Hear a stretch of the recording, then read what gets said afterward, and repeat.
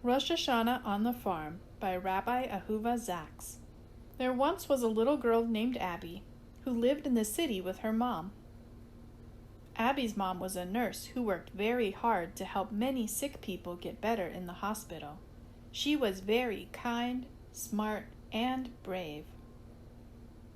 But one day Abby's mom heard some scary news at work.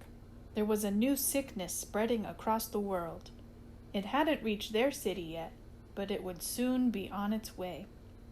Abby's mom knew that she would have to keep working in the hospital when the new sickness arrived, but she wanted to keep Abby safe and healthy, so she helped Abby pack her things for a special trip to her grandfather's farm in the countryside.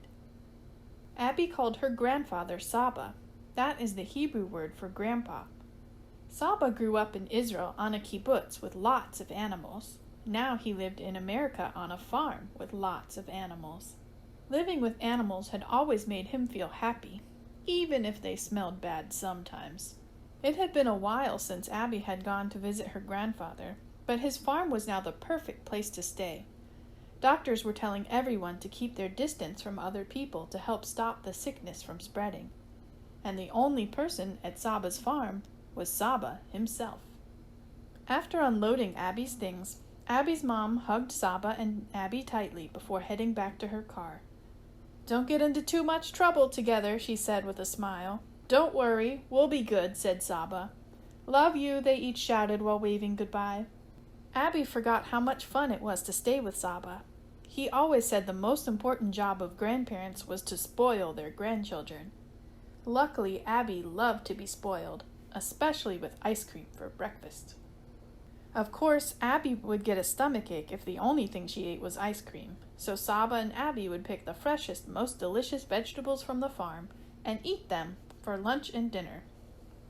After dinner, Abby and Saba would talk to Abby's mom on video chat. Even though she was having lots of fun with Saba, Abby still missed her mom a lot. It was so nice to hear her voice and see her face each time. Whenever Saba thought Abby might be feeling sad or homesick, he planned extra fun activities for them to do together.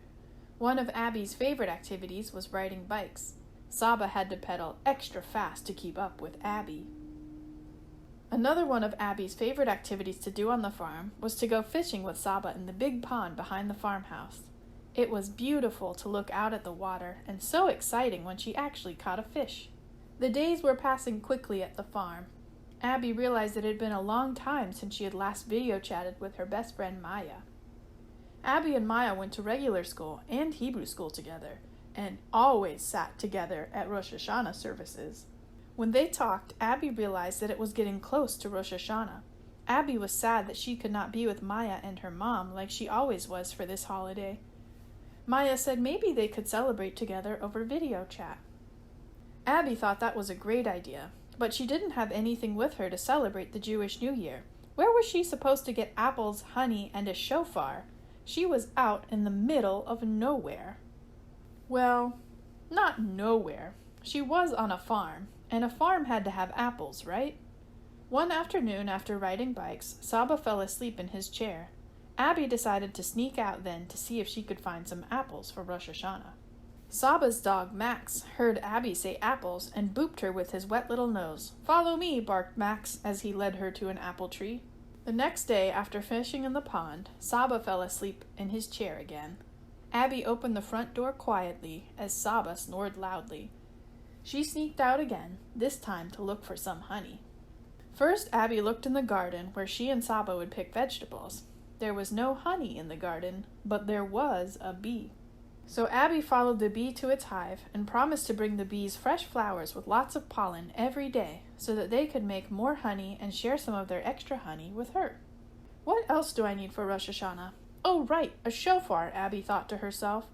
Then she went out to ask the cows if they would be willing to give her a horn to turn into a shofar. The cows said they would like to help, but their horns were too small. So Abby thought of a way to help grow their horns bigger. Each day she brought them extra food, and after a few weeks their horns grew big and strong. They were finally long enough to make a small shofar. Abby brought one of the horns to Saba and asked him if he could help her make a shofar. Saba said, of course. They just needed to make a hole in the middle so that the horn could make noise. Saba pulled out his tools and started carving away.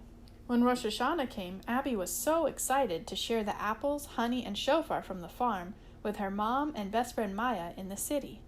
They all celebrated together over video chat and wished each other a Shana Tova, a happy and healthy new year. It was certainly different from every other Rosh Hashanah, but it was still a wonderful holiday. Abby was so thankful for her family and friends, especially all of her new animal friends. The end.